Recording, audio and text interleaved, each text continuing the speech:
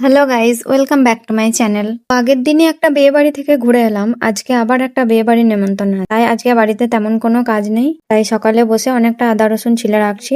এগুলো পেস্ট করে ফ্রিজে রেখে দিই, পরে রান্নার সময় অনেক সুবিধা হয়। তারপর রেডি হয়ে গেছি বিয়ে বাড়িতে 10টায় নাস্তা খেতে যাওয়ার জন্য। আমার সঙ্গে যাচ্ছে আমার দুই বান্ধবী রোশনি আর পারু। আমার ভিডিও অন করা দেখে ওরা তো লজ্জায় একদম মরে যাচ্ছিল, তাও আমি ওদেরকে টেনে হিঁচড়ে আমার ভিডিওতে নিয়েছি। प्लीज আমাকে ক্ষমা করে দাও। नहीं, मैं गाली नहीं दे सकता। नहीं गाली नहीं देना। अब फैमिली फैमिली देखती है, वरना मैं ऐसे ऐसे गाली दूं, ऐसे ऐसे गाली दूं ना जिंदगी भर। তারপর আমরা তিনজনে টোটো করে যাচ্ছিলাম। বিয়ে বাড়িটা কিন্তু আমাদের গ্রামেই, অন্য পাড়াতে। তবুও আমরা টোটো করে যাচ্ছি ভেবে নিজেরাই এমন হাসাহাসি করছিলাম। রাস্তায় ওই ছেলেটাও আমাদেরকে দেখে ভাবছিল, कौन है ये लोग, कहाँ से आते हैं ये? ওটা দেখে তো আমাদের হাসি আরোই থামছিল না।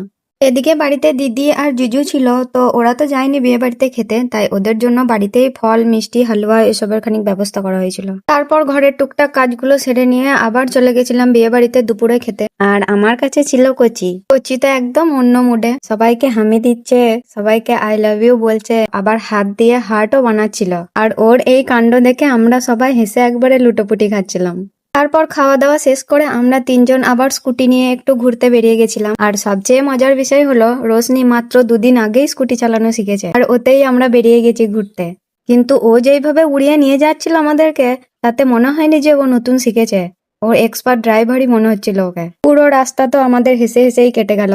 তারপর ঘুরে এসে দেখি দিদি আর জিজু ভাত খাচ্ছে। আজকে আমাদের রান্না করার কথা ছিল না, কারণ আমাদের সবারই নেমন্তন্ন ছিল, কিন্তু যেহেতু ওরা বাড়িতে ছিল তাই আজকে আলাদা করে ওদের জন্য রান্না করতে হয়েছিল। তারপর বিকেলের দিকে দেখছি মা পিঠে করছে চালের আটার। এটা হলো সেই পিঠে যেগুলো আমাদের ঈদের সময় বানানো হয়। তবে সব গ্রামে কিন্তু এই পিঠে করে না। দিদির শ্বশুর বাড়িতেও এই পিঠে তেমন হয় না, তাই বাড়িতে এলেই মা ওর জন্য বানিয়ে দেয় ভালোবেসে, কারণ ও এই পিঠেটা খেতে খুব পছন্দ করে।